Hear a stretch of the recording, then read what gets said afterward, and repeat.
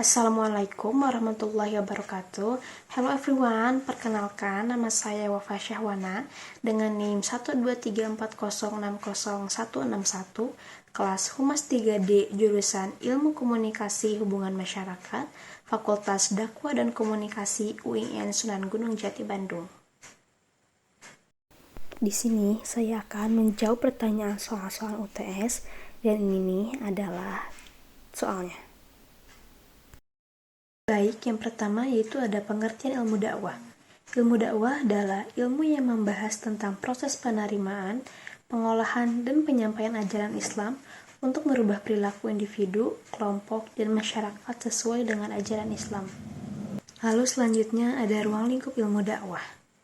Ruang lingkup ilmu dakwah ini mencakup 3 unsur pokok. Yang pertama, al-tauji, yaitu memberikan tuntunan dan pedoman serta jalan hidup mana yang harus dijalani oleh manusia dan jalan mana yang harus dihindari.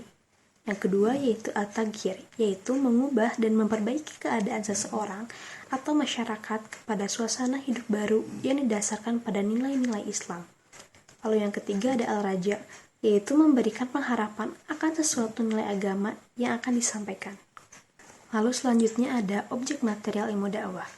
Objek material ilmu dakwah adalah ajaran pokok agama Islam atau Al-Quran dan Al-Sunnah, serta manifestasinya dalam semua aspek kehidupan umat Islam dalam sejarah Islam. Selain objek material, ada juga objek formal. Objek formal adalah sudut pandang tertentu yang dikaji dalam disiplin utama ilmu dakwah, yaitu irsyad, tabligh, tadbir, tatwir atau tamkin, dan juga hubungan masyarakat atau alaqat ammah. Soal yang kedua yaitu metodologi keilmuan dakwah. Yang pertama ada manhaj istinbat. Manhaj istinbat adalah proses penalaran dalam memahami apa itu dakwah dengan merujuk atau mengacu dan menurunkan dari Al-Quran dan Sunnah. Produk istinbat ini yaitu teori. Contohnya, dakwah dengan merujuk pada Al-Quran dan juga Al-Sunnah. Lalu selanjutnya ada manhaj iktibas. Manhaj iktibas adalah proses penalaran dalam memahami apa itu dakwah dalam merujuk dan mengacu dan menurunkan dari Al-Quran dan Sunnah dengan meminjam dan menggunakan teori sosial atau penjelasan perilaku manusia seperti sosiologi, antropologi, psikologi, sejarah, dan juga lain-lain. Dan yang terakhir ada manhaj istiqro. Manhaj istiqro adalah proses penalaran tentang apa itu dakwah Islam dalam tataran empirik melalui kegiatan penelitian mengacu pada grand teori dari produk istinbat. Contohnya, dakwah dengan penelitian, baik penelitian referensi maupun lapangan. Soal yang ketiga yaitu ragam kegiatan dakwah.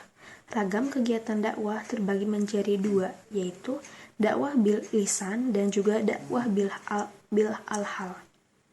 Dakwah bil lisan, yang pertama itu tabligh atau KPI.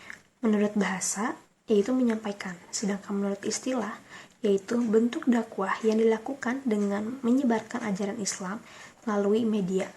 Objek dakwah yang menjadi sasaran bersifat massal, seremonial, dan juga kolosal. Yang kedua yaitu irsyad atau BKI.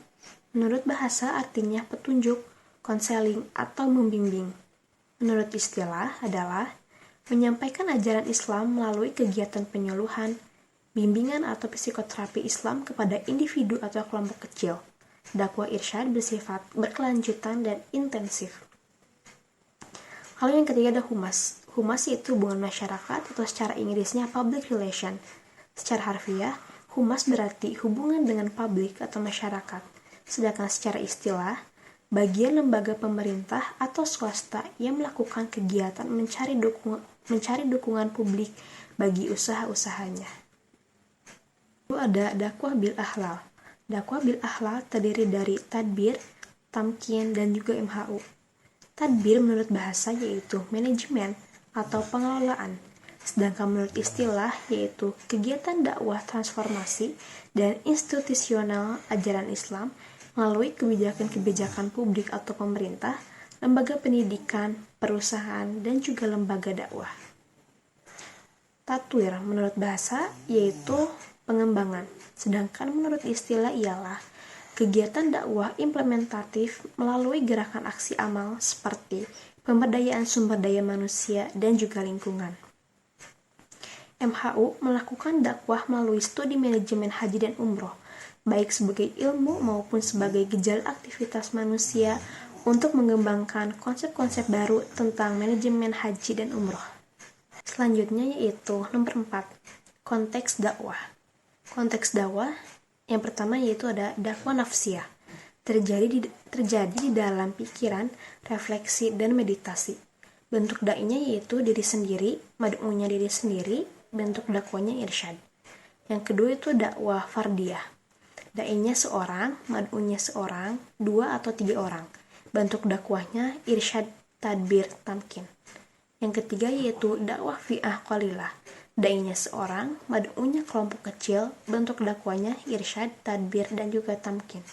Yang keempat yaitu dakwah fi'ah. Da'inya seorang, mad'unya kelompok besar, bentuk dakwanya tablik. Soal yang kelima yaitu mengapa manusia harus berdakwah? Karena untuk mewujudkan kebahagiaan dan kesejahteraan hidup di dunia maupun di akhirat. Dakwah juga bertujuan untuk menyampaikan nilai-nilai yang dapat mendatangkan kebahagiaan dan kesejahteraan yang diridhoi oleh Allah. Lalu secara landasan teologisnya yaitu perintah ilahi, kemanusiaan universal, dan juga tanggung jawab sosial. Lalu landasan sosiologisnya yaitu perubahan sosial, integrasi sosial, dan juga pemecahan masalah sosial. Lalu yang terakhir yaitu ada landasan filosofis, yaitu ada pencarian kebenaran, kebahagiaan, dan juga keadilan. A'udzu billahi minasyaitonir rajim. Bismillahirrahmanirrahim. Ud'u ila sabili rabbika bil hikmati wal mau'izatil hasanati wajadilhum billati hiya ahsan. Inna rabbaka huwa a'lamu biman dhalla an sabilihi wa huwa a'lamu bil muhtadin. A'udzu billahi minasyaitonir rajim. Bismillahirrahmanirrahim. Wal takum minkum ummati yad'una ilal khairi wa ya'muruna bil ma'rufi wa yanhauna 'anil munkar. Wa ulaika humul muflihun. A'udzu billahi minasyaitonir rajim. Bismillahirrahmanirrahim. Kuntu khairu ummatin ukhrijat lin-nasi ta'muruna bil ma'rufi wa tanhauna 'anil munkar wa tu'minuna billah. Walau amana ahlul kitabi lakana khairal lahum minhumul mu'minuna wa aktsaruhumul fasiqun. A'udzu billahi minasyaitonir rajim. Bismillahirrahmanirrahim. Wa man ahsanu qawlan mimman da'a ila Allah wa 'amila shalihan wa qala inni minal muslimin. A'udzu billahi minasyaitonir rajim. Bismillahirrahmanirrahim. Wala tankihul musyrikati hatta yu'min. Wala amatun mu'minatun khairum min musyrikati walau a'jabatkum. Wala tunkihul musyrikina hatta yu'minu.